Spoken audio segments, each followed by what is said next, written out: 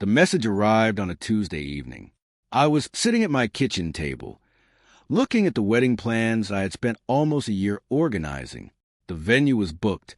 The caterer was paid. The flowers had been ordered.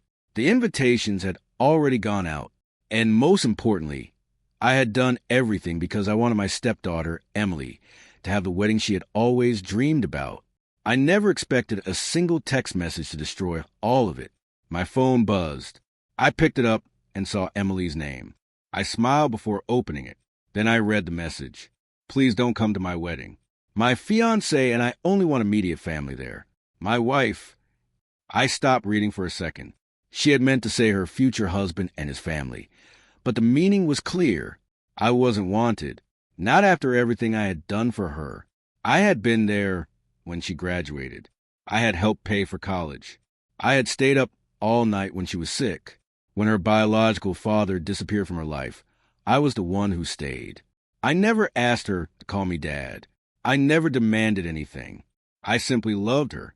And now, on the biggest day of her life, she was telling me not to come. I stared at the screen for nearly a minute. Then I typed one sentence. Understood. I won't come. I put my phone down. I expected to feel angry. Instead, I felt strangely calm. Because there was one thing Emily had forgotten. I had paid for almost everything. The next morning, I called the wedding venue. I need to cancel the reservation, I said. The woman on the phone sounded surprised. Sir, are you sure? The wedding is only 3 weeks away. Yes, I answered. Cancel everything under my name. Then I called the caterer, then the florist, then the photographer, then the transportation company. Every call felt like removing another piece of a life. I thought I was building for someone I loved. By noon, almost everything was canceled. I even returned the expensive wedding gifts I had purchased. I didn't keep anything. I didn't threaten Emily. I didn't send an angry message. I didn't tell her that she was ungrateful. I simply walked away. That evening, Emily called. I watched her name appear on my screen. I didn't answer. She called again. And again. Finally, she sent a message. Why did you cancel the wedding? I stared at those words. I couldn't believe she was asking. I replied, You told me not to come. I respected your decision. The wedding arrangements I paid for were mine to cancel. She called immediately. This time, I answered. What did you do? She shouted. I canceled the arrangements I paid for. But my wedding is in 3 weeks. I know. You can't do this to me. I took a deep breath. Emily, you told me you didn't want me there. I didn't argue.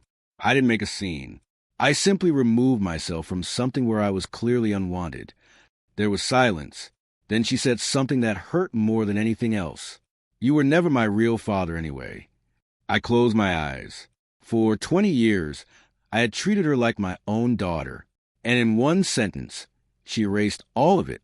I didn't yell. I simply said, You're right. I was never your biological father, but I chose to be there for you when I didn't have to. Then I hung up. For the first time in years, I stopped trying to earn a place in someone's life. 3 days later, Emily came to my house. She looked exhausted. The wedding venue was gone. The caterer was unavailable. The photographer had another booking. Her fiancé's family had refused to pay for everything themselves. She stood at my front door with tears in her eyes. I made a mistake, she whispered. I looked at her quietly. You did.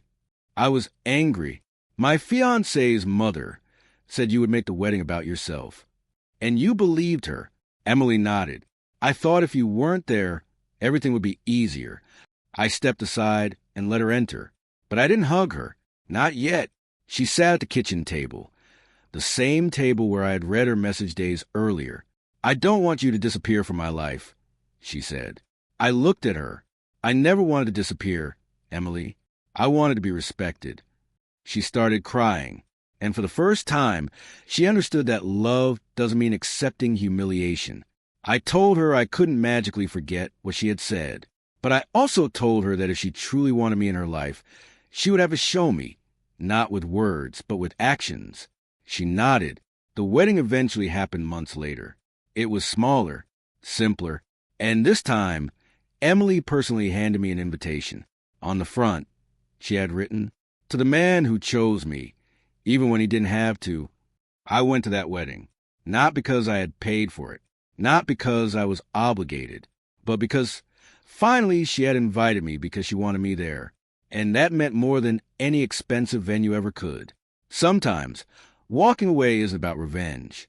Sometimes, it's about finally teaching people how you deserve to be treated.